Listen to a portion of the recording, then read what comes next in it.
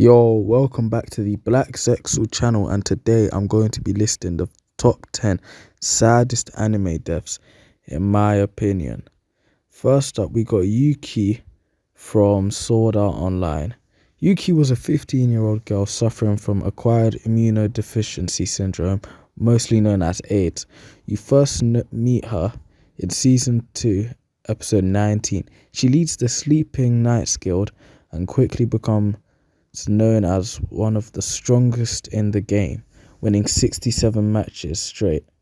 The sad part about it is that an innocent girl who was going to die by a disease, and there was no cure and nothing she could do about it, and she died in Asuna's arms.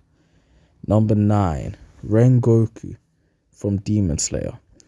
Rengoku was an extremely powered Hashira that Tanjiro, Inosuke and Zenitsu looked up to. Most people like him for his flame-breathing technique and his cool-looking character design. In the Demon Slayer movie, he shows a lot of skill as a Hashira, like Emu's, or I don't know how to say this, Enmu or Emu's minion tried to destroy Rengoku's spiritual core. He strangled them in his sleep. Everyone thought that was one crazy scene. He literally stopped someone while under a sleep spell.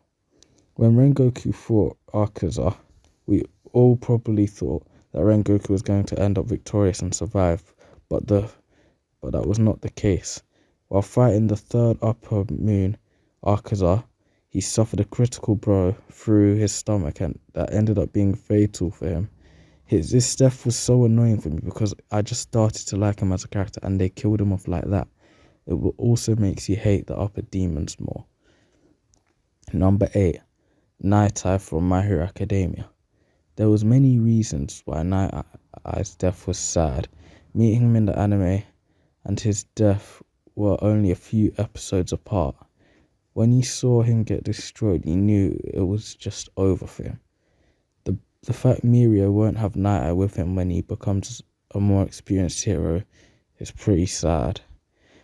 This one was a shorter one. I didn't have much information for this one because we didn't know him for that long in the anime, but that was still sad enough to be on the list. Number 7. Neji from Naruto Shippuden. We first seen Neji in OG Naruto. He was abused by his own clan and forced to act as a bodyguard for Hinata. All of that changed his views on life, making him think that talent is everything and without that you are nothing. We see him grow up in Shippuden and become a better person just for him to die protecting Naruto. What made it worse was that Naruto couldn't do anything about it, and we all expected Neji to be there in the end of the series. Yu-Gi-Oh! Yeah, it's Yu-Gi-Oh! Yu-Gi-Oh! From Sword Art Online. Yu-Gi-Oh's death was one of the saddest deaths in anime. He grew up with Kirito in the Alicization game test. They both trained from the bottom, first fighting goblins to fighting the admin. Yu-Gi-Oh! Died after being split in half by the admin. What made it sad for me was that though that they would end up being friends in the real world, and that it would have been happy in the end of the show, like them being together as friends or even brothers, I guess, because they were like brothers to each other as they grew up in the game together. But then it just ended off with Yu-Gi-Oh! Being killed, and you could not bring him back to the real world. So Kirito just had to move on. Number 5. 02 and Hero from Darling in the Franxx. I think a lot of people would agree that 02 and Hero being 5th one here is a good idea. 02 and Hero died after trying to destroy the VRIM planet, or Verm, however you want to say that, to save their own from destruction and to end the fight with the Klaxosaurus. I didn't like how it ended. I would have preferred if 02 and Hero survived and came back to Earth instead of dying. And it would also have been nice to see them have children together. But I guess it didn't turn out like that. Number 4, Chelsea. Chelsea from, what's it called? A car mega kill.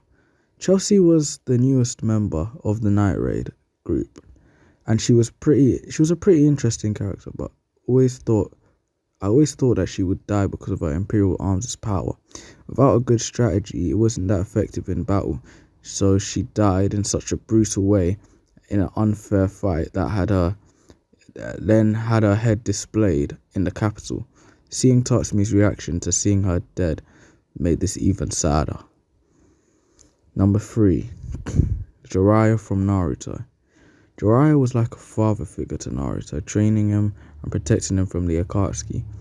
Jiraiya went on a mission to collect information about Pain. He ended up in a long fight against Pain having to use all his best jutsu and strategies, but he still couldn't defeat Pain. But in the end, he found out that Nagato wasn't actually among all the Pain puppets, and sent a code on the back of one of the toads with that encrypted inside. The way Naruto reacted to finding out Jiraiya was dead was sad. It's to this day was one of the saddest moments in Naruto. Number 2, Tatsumi. Tatsumi from a car mega kill. Tatsumi's death was very different to most anime deaths because the main character doesn't normally die for another character to take the role as the main character. Slowly, as Night Raid lost more members, we saw that there was never going to be a happy ending. Tatsumi gave up his life protecting civilians from the Emperor's falling Imperial arms, which ended up being his downfall. He used the last bit of his strength to keep others safe and died a hero. Number 1, Ace. Ace was Luffy's adopted older brother, and they cared about each other a lot, both of them having a dream to become the Pirate King. Ace lost his life protecting Luffy from Akainu. I don't know how you say that one, but Akainu, because he tried protecting Luffy. He ended up with Akainu ripping a hole through his body and him dying shortly after. What really makes this death sad is that Ace died in the arms of his little brother.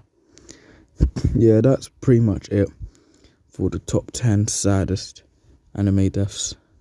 Saddest / most annoying, whatever you want it to be. But yeah, that's it. In a bit.